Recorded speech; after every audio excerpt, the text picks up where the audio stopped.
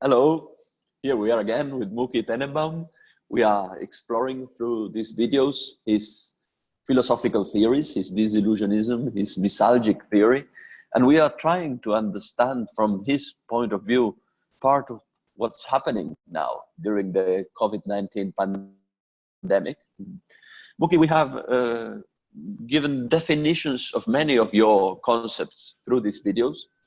I'm going to ask you now to give us some hints as to a distinction you made in your disillusionist theory between willingness and ability, and how this difference between willingness and abilities shapes our behavior and our response to suffering.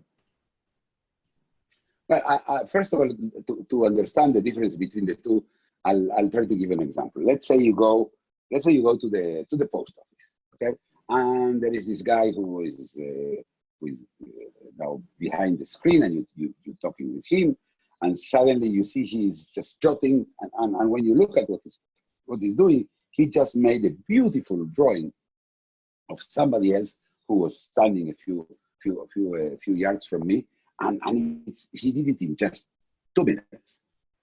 And I was like, wow! I mean, it was really, really a good drawing. And I asked him, "Did you do the drawing?" Well, yes. So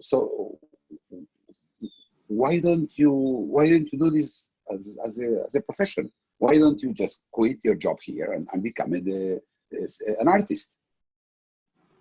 I would say that he will answer probably, and he will tell you, no, I like to work here in the post office. I like to be in touch with people. I like to talk with people. If I sit at home drawing, I'm by myself. This is not what I like. So here you have abilities versus willingness. Yes, his abilities are drawing. His willingness is staying with people, working with people in some menial job. But what he's also saying is that he had achieved the possibility of sleepwalking. You remember our inertial movement, in which we move all day, in which we suffer much less. Yes, and he just can do that. So he suffers less, and of course, misalgically speaking, that means running away from suffering. That makes sense for him. He may not even ever try to be a professional artist. Never did. It's in his imagination. It doesn't matter. For him, what he's doing now is good enough. He's commonsensically deciding to be just a post office employee. So what is willingness and abilities is where today in the world we live now, we can differentiate between the two. The truth is that 200 or 100 years ago, probably, or 150 years ago, almost nobody did whatever they fancy to do. Especially if it's not exactly gone with their abilities, people do whatever they could do. And if they have an ability, if they're very good shoemaker or a great umbrella tester or whatever he or she will do that. In fact, because women almost never worked at that time. And that's it. And a woman will be, of course, a housewife, and that's it. There will be no other choices. And the woman, maybe she wants to be a writer, and maybe he has the willingness of being, I don't know, a king, whatever he wanted to be. He couldn't, and they had to work. With the advances, with the beginning of the great capitalist society, with people start having money and start having time, then people started choosing. Yes, they were a little bit more picky about their job. Their job market was also strong, so he or she could do. But interestingly enough, nowadays it's almost like a main decision. It's what you want to do, not what you can do, but only what you want to do. When I was a young boy, everybody had a job and a hobby. So people will do their abilities in the job, and the willingness was in their hobby. Yes, they had a hobby. Then in the times we're talking about before the pandemic, and I have to be before the COVID disaster, people already at this point, almost everybody followed the willingness, even they didn't make any money on it.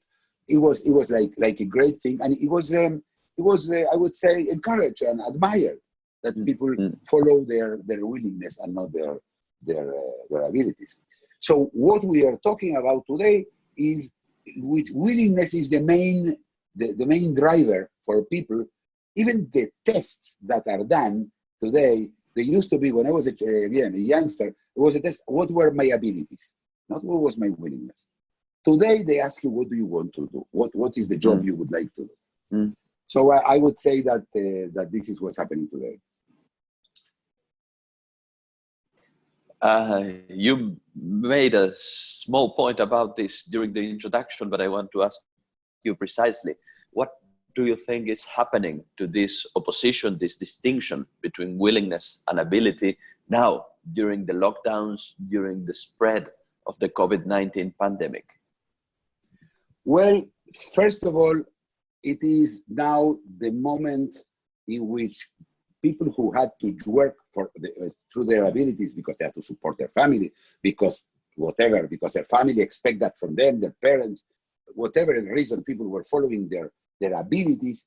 Suddenly, because we were all confined at home, suddenly you had time to work on your willingness, on your hobbies. So people suddenly were drawing, and they were painting, and they were making music, and there is a long list of things people did.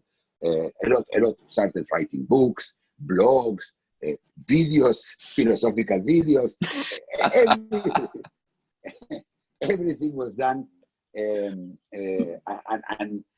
this is a very special moment. Suddenly, we are all in contact with our willingness. Suddenly, our willingness has it's even better because you are not bored.